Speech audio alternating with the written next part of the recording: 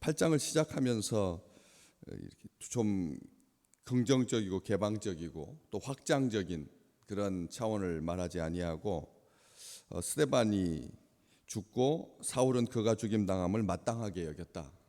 마땅하게 여기는 것, 당연시하는 것, 이것은 하나님의 백성들에게나 세상적인 사람들에게나 똑같이 공히 결코 바람직한 태도가 아닙니다. 뭘 당연하게 여기는 것, 마땅하게 여기는 것. 그런데 그렇게 이 스데반의 죽음이 아주 비참하게 아무것도 선한 걸 더하지 못하고 끝나는 것처럼 그렇게 보입니다. 그런데 8장은 그 한 줄 직후에 그날이라고 날짜를 아주 명기하고 있습니다. 정관사를 딱 붙여서 그날은 비참하게 망해가는 그런 날이 아니다. 경건한 사람들이 스데반을 장사하고 위하여 공식적으로 크게 울고, 사울이 교회를 잔멸하려고 각 집에 들어가서 남녀를 끌어다가 옥에 넘기고, 이렇게 묘사는 되어 있지만 그 이후로 쭉 이어지는 그 흩어진 사람들이 두루 다니며 복음의 말씀을 전하게 되는, 빌립이 사마리아 성에 내려가 그리스도를 백성에게 전파하는 이런 표적과 기사가 연이어서 나오게 되는 놀라운 분기점이 된다는 거죠.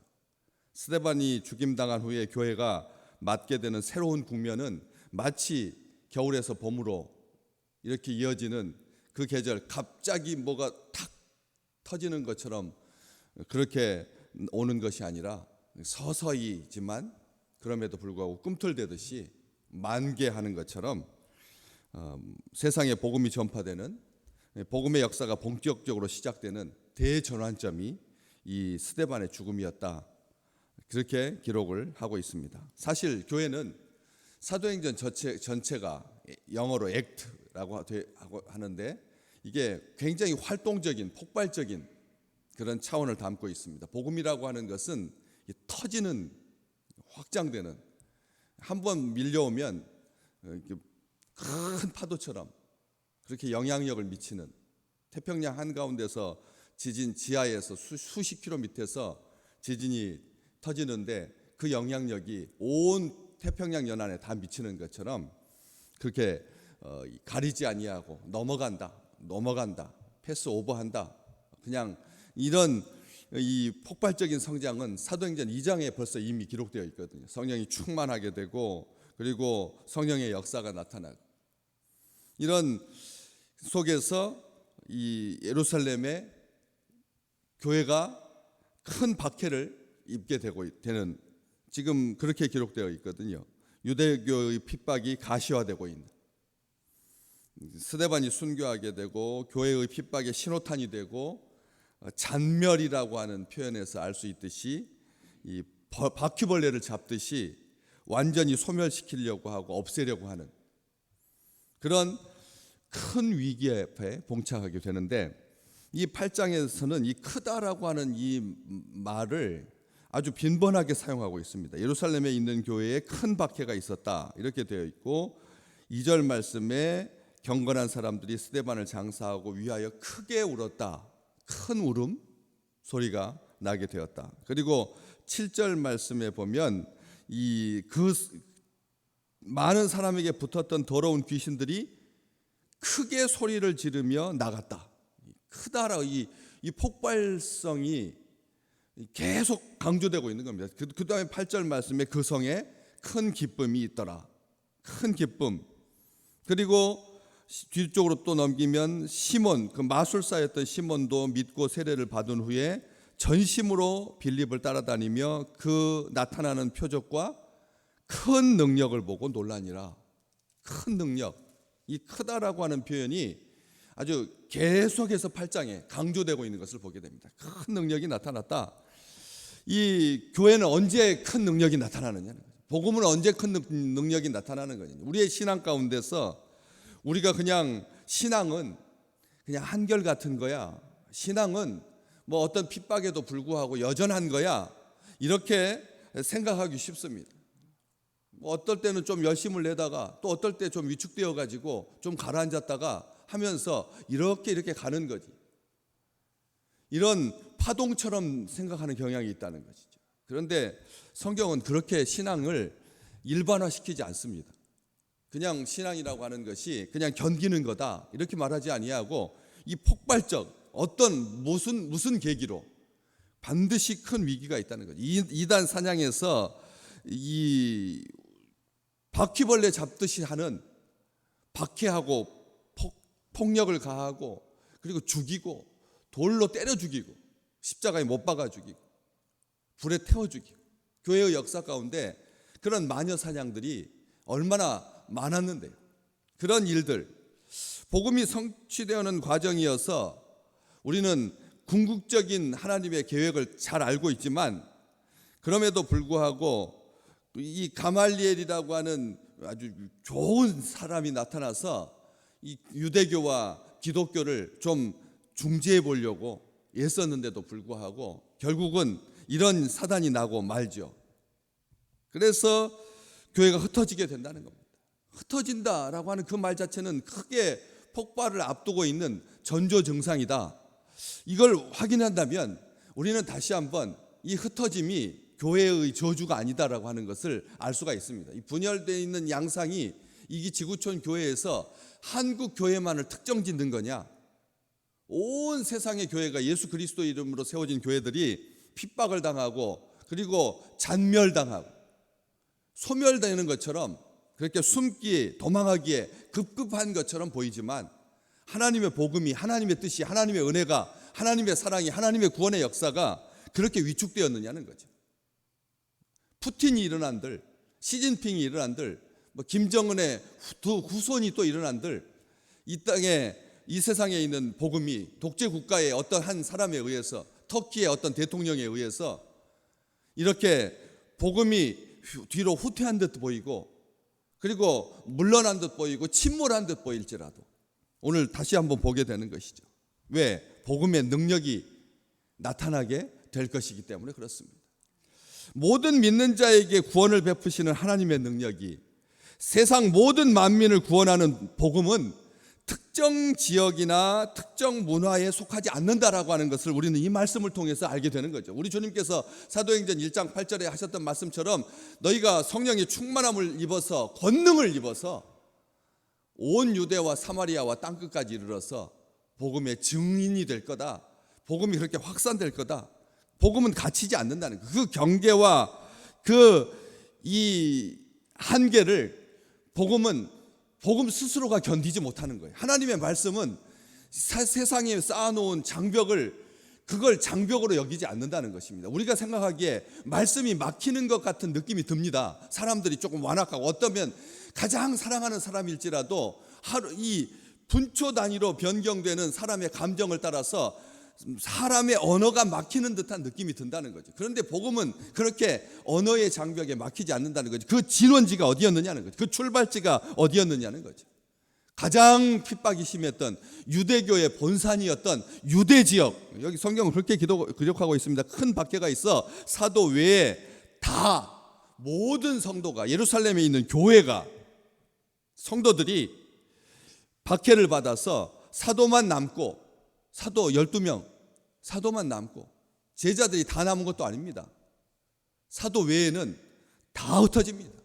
유대와 사마리아, 바로 그 사마리아가 편견과 증오의 땅이었죠. 이스라엘 백성들에게 사마리아는 절대 통과해서도 안 되고 방향을 두어서도 안 되고 생각조차 하기 싫은 이방인의 땅이었고 더럽혀진 땅이었고 편견과 증오의 본산지였습니다. 그런데 결코 무너지지 않을 것 같은 그 거대한 장벽이 하나님의 도구, 핍박과 그런 큰 박해 아니면 결코 넘을 수 없었던 그 땅에까지 미치게 된다는 것이죠. 우리가 지금 중국에서부터 공식적으로 복음이 증거되지 못하는 모든 선교사들이 코로나를 빙자하여서 다 추방되고 하나도 남지 아니야. 우크라이나 땅에서도 이 선교사들, 한국 선교사들 다 나왔습니다. 거의 다 나왔습니다. 나올 수밖에 없었습니다. 전쟁인데요.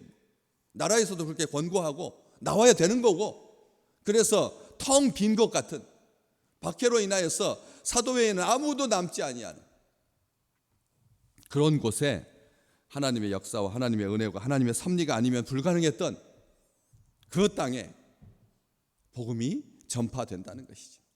예루살렘에만 머물러 있던 그런 복음처럼 생각했는데, 예루살렘에만 간신히 있는, 예루살렘에서만 아주 폭발적인 성장을 가진 그런 복음으로 멈춰 있지 아니하고 유대와 사마리아 모든 땅으로 누가 흩으셨습니까? 하나님께서 허락해 주신 거죠.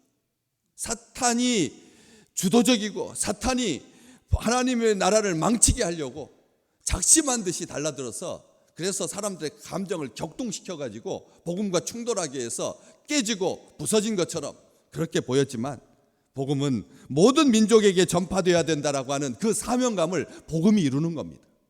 사람이 이루는 것이 아니라 복음이 이루는 것입니다. 하나님께서 복음을 열방 가운데 퍼지게 하시고, 하나님의 선하신 뜻이, 하나님의 큰 구원의 계획이 복음에 처음부터 담겨 있었다는 거죠. 왜? 어떻게 알 수가 있느냐? 큰 박해가 있어서 흩어졌다, 이 흩어진다라고 하는 그 단어에 복음의 비밀이 숨겨 있는 겁니다. 이 흩어졌다라고 하는 이 말, 큰 박해를 허락하신 하나님뿐만 아니라 강제로 흩어지게 하신 하나님의 뜻, 이 흩어지다라고 하는 말이 출발점이 어디서 나왔느냐면 씨앗을 뿌린다라고 하는 말에서 나왔거든요. 씨앗을 뿌리는 단어입니다. 이 흩어진다라고 하는 말이 그냥 패배하고 절망 가운데서 아무것도 할 일이 없으니까 그냥 시위대가 최루탄에 쫓겨가듯이 흩어지듯이, 그렇게 흩어지고 말듯이 허망한 이 내용이 아니다라고 하는 것입니다.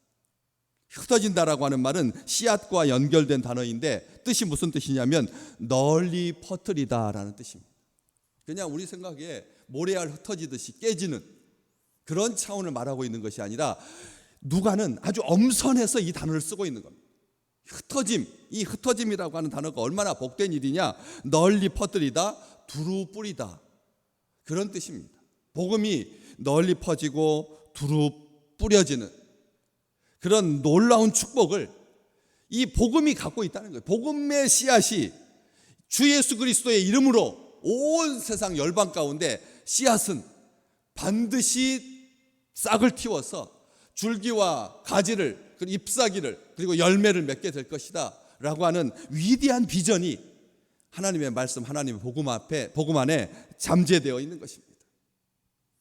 교회가 붕괴되고, 그리고 마귀가 득세하고, 시도 때도 없이 독재자들과 그리고 민주주의를 위협하는 그런 이 사상과 이데올로기가 복음을 방해하는 것처럼 보일 것입니다. 주께서 오시는 그날까지, 마지막 순간에 이르기까지, 심지어는 가족까지 원수가 되어서 복음이 가족 내에서도 전파되는 것이 차단되는, 그 자기 한 세대를 걸러서 복음이 전수되는 것까지도 그렇게 완악하게 감정적인 차원으로 사회 시스템적인 구조적인 측면이 강압해 오는 것처럼 보일지라도 복음은 확장되게 돼 있다는 것이죠. 씨앗이니까. 그런데 그 반대편, 복음의 이 흩어짐, 복음의 흩어짐, 박해로 인한 복음의 씨앗의 그 출발점을 막았던 그런 말을 우리는 창세기 11장에서 확인할 수가 있거든. 바벨탑을 높이 세우고 사람들이 했던 말, 뭐라고 했습니까? 우리의 이름을 땅끝까지 내고, 우리의 이름을 온 지면에 내고, 마지막 단어가 중요한 거죠. 흩어짐을 면하자. 흩어지지 말자. 흩어지지 말자. 이것은 복음의 반대, 바벨론의 가치입니다. 흩어짐을 면하자, 우리의 이름을 내자라고 하는 것, 우리끼리만, 우리에게 결속력. 이 지구상에서 가장 단일 민족성을 자랑했던 나라가 어떤 나라입니까? 바로 우리나라입니다. 우리나라가 그렇게 많은 외침을 당하면서도 끝까지 보존하고 싶었던 그런 가치는 흩어짐을 면하는 거예요. 우리끼리였습니다. 그런데 하나님께서 전쟁을 통해서 또 파독, 광부와 간호사들을 통해서 남미의 그 농장에 가서 일할 일꾼들을 통해서 온 세상에 흩어서 오히려 이 세상에 가장 많을 것 같은 유대인들, 흩어짐, 디아스포라, 더 나아가서 중국 사람들, 보다 더 많은 나라에 나가 있는 사람들이, 민족이 어느 나라입니까? 바로 우리 민족입니다. 우리는 이 하나 흩어짐의 역사가 귀신과 마귀의 장난이라고 그렇게 함부로 예단해서는 안 됩니다. 우리는 다시 한번 선한 기대를 가져야 합니다. 흩어짐을 면하려고 끼리끼리 뭉쳐서 자기들끼리만 있는, 얼마나 아름답습니까? 폭발적인 성장을 경이롭게 바라보면서 베드로가 나가서 설교 한 번만 하면 2,000명씩 3,000명씩 세례를 받고 돌아오는 자가 그렇게 많은데 얼마나 경이롭습니까? 우리도 그런 잠재적인 위협 앞에 우리도 있습니다. 우리 이 자리 여기 늘 그렇습니다. 코로나를 핑계 삼고. 그래서 한번 그런 마음들이 이 바벨론의 가치, 그래서 숨기에 급급하고 이런 마귀의 장난이다. 그러니까 우리끼리 결속력을 다지자라고 하는 이중배반적인 가치 때문에 스스로를 제한하지 말라는 거죠. 말씀 복음은 역사하기 시작합니다. 두루 다니며 4절 말씀에 그 흩어진이라고 하는 단어를 아예 그 교인이라고 하지 아니하고 예루살렘 성도라고 하지 아니하고 아예 명시하고 있습니다. 그 흩어진 사람들이라. 우리는 모이기에 힘써야죠. 진심으로 모여야 합니다. 이제 언제 온 나라가 다음 정권이 인수위가 아주 공격적으로 이 세상 모든 사람들의 거리를 다시 한번 거리두기를 제한을 풀어가지고 그러면 그때 공식적으로 이 지구촌에 이 전염병이 종식되는 그날입니까? 우리가 10명이 모이고 12명이 모이고 영업시간이 확장되는 것이 그게 교회를 향한 허가권이 될 수 있습니까? 아닙니다. 지금이어야 합니다.